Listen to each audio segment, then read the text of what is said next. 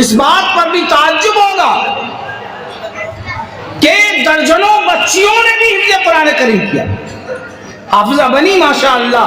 اور آج بھی ہمارے سلام بھائی ہیں، ان کی بچی نے حفظ قرآن کریم، آج الحمدللہ ان کی بچی 3 بچیوں نے حفظ کر لیا. کیا ہے، ہم سوچ سکتے تھے؟ ہندی زبان میں کہیے کہ ہم کلپنا نہیں کر سکتے تھے کہ ہمارے محلے میں ایسا نظم ہوگا اور ہمیں اتنی بڑی کامیابی ملی. یہی اسپرٹ پیدا کرنا اور یہی جذبہ اور یہی شوق پیدا کرنا، یہی حاصل ہے امارت شریعہ کی تحریک کا بھی، اور یہی خلاصہ ہے حضرت امیر شریعت صابر رحمۃ اللہ علیہ کی فکر کا، اور موجودہ امیر شریعت جو اس کا رنگ بھر رہے ہیں اس فکر میں، یہی خلاصہ ہے. یہی اسپرٹ پھلواری شریف کا، پٹنہ شہر کے اور پورے بہار، جھارکھنڈ اور اڑیسہ بلکہ پورے ملک کے گاؤں گاؤں میں دوڑنا چاہتے ہیں. اور جو خواب آپ دیکھیں گے لگن ثابت ہو، جذبہ ثابت ہو، محنت مکمل ہو، عزم پختہ ہو، تو یقین محکم، عمل پہ ہم، محبت فاتح عالم، جہاد زندگانی میں یہ مردوں کی شمشیریں، یہ خواب شرمندہ تعبیر ضرور ہوگا انشاءاللہ. اس لیے حوصلہ بڑھائیے، اپنے بچوں کو بھیجیے، قرآن پڑھوائیے. یاد رکھیے کہ ہمارا ملک جس رخ پہ چل رہا ہے اور جو رنیتیاں بنائی جا رہی ہیں اور جو نیتیاں اور جو نیتیں موجودہ حکمرانوں کی ہیں، ایسے ماحول میں اس ملک میں وہی آدمی دین اور ایمان کے ساتھ باقی رہے گا جو اپنے نسل کو قرآن سے جوڑ پیدا کرے گا اور قرآن کریم سے اس کا رابطہ مضبوط کرے گا، قرآن سیکھے گا اور سکھائے گا. وہی لوگ ایمان کے ساتھ اس روئے زمین پر باقی رہ سکے. نو ریکویسٹ، نو ایکسکیوز. گزارش نہیں ہے، ہاتھ جوڑ کے نہیں کہہ رہا ہوں میں اس لیے کہہ رہا ہوں کہ ایک مسلمان کی ذمہ داری ہے اور ایمانی ذمہ داری ہے کہ اگر اس نے اپنے بچوں کو جنم دیا ہے اور اللہ نے ان کی نسل کو دنیا میں آنے کا ذریعہ انہیں بنایا ہے، تو ان پر فرض ہے کہ ہر حال میں اللہ اور اس کے رسول کی شناخت پیدا کروا دے. چھوڑ دیجئے ان کو، لندن چلا جائے، برازیل چلا جائے، کینیڈا چلا جائے، امریکہ چلا جائے، اسرائیل چلا جائے، اور ایمان کے لٹیرے جو جگہ جگہ ڈیرا ڈالے ہوئے ہیں، وہ پیسوں سے، خرافات سے اور دوسری عیاشی کی چیزوں سے جو ایمان کے خرید و فروخت کا سلسلہ جنہوں نے جاری کر رکھا ہے، اگر اس کے قلب و جگر میں قرآن کریم کی آیتیں پیوست ہیں اور اللہ اور اس کے رسول کی معرفت اور شناخت ہے، تو دنیا کے کسی گوشے میں چلا جائے وہ مومن رہے گا اور اس کا ایمان سلامت رہے گا. جب کوئی غدار اس کا ایمان خریدنے آئے گا تو وہ برجستہ کہے گا کہ میں نے شاہی سنگی مسجد میں بیٹھ کر قرآن کریم پڑھا تھا اور انہوں نے ہم کو یہ بتایا ہے کہ اللہ ایک ہے اور رسول اللہ صلی اللہ علیہ وسلم خاتم المرسلین تھے، اب کوئی نبی آنے والا نہیں، یہی دین اسلام دین حق ہے، میں اس سے ٹل نہیں سکتا، میری جان لے لو، میری بوٹیاں بوٹیاں کر دو. وہ فوراً حضرت خبیب کی یاد کو تازہ کرے گا اور اپنے ایمان سے دستبردار نہیں ہو سکے گا، چاہے اس کو جان دینی پڑی لے دے گا، اس لیے کہ اس نے بچپنے میں قرآن کریم پڑھا تھا اور کلمہ طیبہ لا الہ الا اللہ محمد رسول اللہ کی لذت کو چکھا تھا. آپ پڑھا دیجیے اور یاد رکھیے یہ دین بڑھنے آیا ہے، پھلنے آیا ہے، پھولنے آیا ہے، اونچا جانے کے لیے آیا ہے، یہ دبنے اور مٹنے کے لیے نہیں آیا.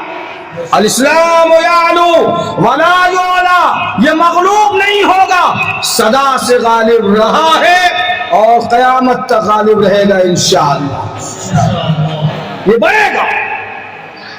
آج اگر اس ملک میں کوئی مردود ملعون وسیم رضوی جیسا شیطان وقت پیدا ہوتا ہے، یہ کوئی نئی بات نہیں ہے، یہ تماشا تو ہم زمانے نبوت سے دیکھتے چلے آئے ہیں اور قیامت تک دیکھنے کو تیار رہیں گے۔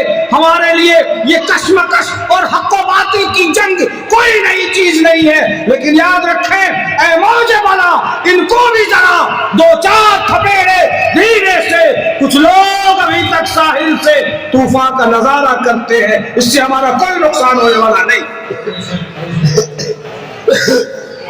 تم مٹاؤ گے قرآن کو، تم بدلو گے قرآن کو، تمہارا خاندان کیا، ارے پوری دنیا مل کر بھی خدا کی قسم بال کے برابر بھی کوئی نقصان نہیں پہنچا سکتا۔ یہ الگ بات ہے کہ مجھ جیسا گنہگار مر جائے گا، مٹ جائے گا، فنا ہو جائے گا اپنی بدعمالیوں کی وجہ سے، لیکن کلام اللہ کو ذرہ برابر بھی ضرب اور اس پر حرف نہیں آ سکتا ہے۔ قول محمد، قول خدا، فرمان نہ بدلا جائے گا، بدلے گا زمانہ لاکھ مگر قرآن نہ بدلا جائے۔ اس لیے میں گزارش کروں گا نوجوانوں سے، ایمان کو مضبوط کیجئے، پختہ کیجئے۔ نقصان اس کا ہوگا جو قرآن سے نہیں جڑے گا اور اپنے بچوں کو نہیں جوڑے گا، قرآن کا کوئی نقصان نہیں۔ پوری دنیا کی ساری مخلوق بیک وقت سجدے میں گر جائے تو خدا کی قسم اللہ کی بڑائی میں ذرہ برابر فرق نہیں آئے گا، اور پوری دنیا کے لوگ نافرمان بن جائیں تو خدا کی بڑائی میں ذرہ برابر بھی کمی نہیں آئے۔ وہ عہد ہے اور عہد کے ساتھ ساتھ سمد بھی ہے۔ اس لیے اگر اپنی نسل کو ملک ہندوستان میں ایمان کے ساتھ باقی رکھنا ہے تو ہر حال میں قرآن کی تعلیم سے ان کو جوڑنا ہوگا، قرآن پڑھانا ہوگا، کلمہ اور توحید کی شناخت اور پہچان ان کو کروانی ہوگی۔ اس کے بعد آپ جو تعلیم دلانا چاہیں دلائیں۔ بے شک اس قوم کو ڈاکٹر کی بھی ضرورت ہے، بے شک اس قوم کو بہتر انجینئر کی بھی ضرورت ہے، بے شک اس قوم کو بہترین سائنٹسٹ کی بھی ضرورت ہے، بے شک اس قوم کو اچھے سے اچھے پروفیسر کی بھی ضرورت ہے، ڈاکٹر کی بھی ضرورت ہے، IAS اور IPS کی بھی ضرورت ہے، یقیناً ہے، لیکن آپ پہلے معرفت الہی کو پیدا کر دیجئے تاکہ ہماری نسل مسلمان رہ سکے۔ بعد میں وہ جہاں چلا جائے گا اس کا ایمان خرچ کر کے مٹایا نہیں جا سکے۔ تم شوق سے کالج میں پڑھو، پارک میں پھولو، جائز ہے غباروں میں اڑو، چرخ پہ جھولو، بس ایک سخن بندے عاجز کی رہے یاد، اللہ کو اور اپنی حقیقت کو نہ بھولو۔ اللہ کو اور اپنی حقیقت کو نہ بھولو۔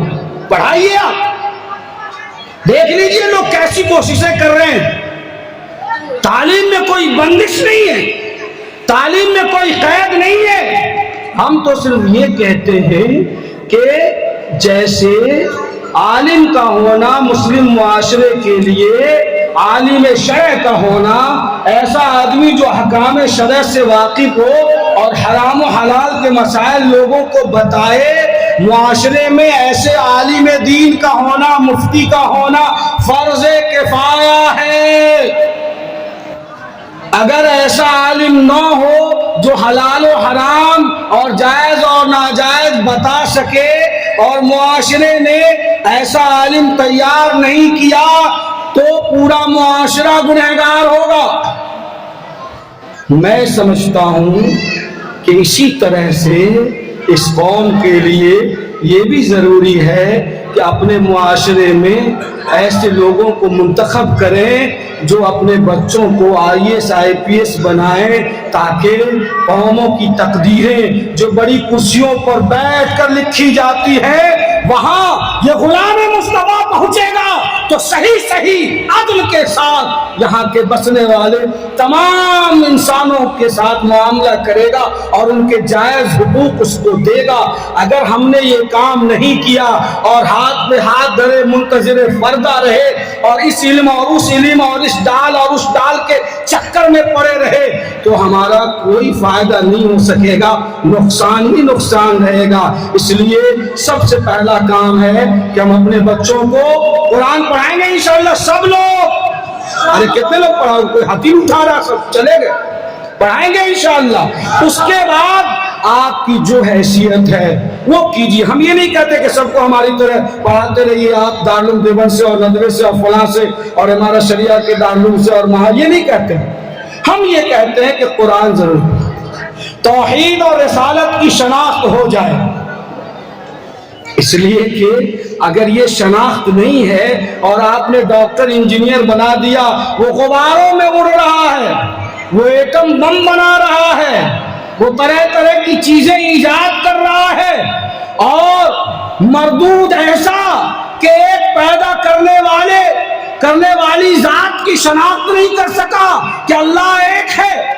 اتنا بڑا گیانی، اتنا ذہین، اتنا بڑا انجینئر، اتنا بڑا ڈاکٹر بن گیا لیکن خدا کی وحدانیت کو نہیں سمجھ سکا، تو ظاہر ہے کہ اس کو علم نہیں کہیں گے، اس کو فن کہا جائے گا۔ اس لیے کہ علم کی جو صفت ہے انما یخشی اللہ من عبادہ العلماء کے تحت، کہ علم وہ ہے جو جس سے اللہ کی معرفت پیدا ہو جائے۔ اب اگر ہمارے جناب مولانا عبد الرحمن صاحب کو قرآن و حدیث پڑھنے سے معرفت پیدا ہوئی اور فلاں آدمی کو کسی پتھر کو کھودنے کے درمیان کوئی ایسی چیز نظر آ گئی جس سے معرفت الہی حاصل ہو گئی اور خدا کی شناخت ہو گئی، تو یقیناً وہ علم رکھتا ہے، اس لیے کہ اس نے اللہ کو پہچانا۔ یہی جلسے کا خلاصہ ہے۔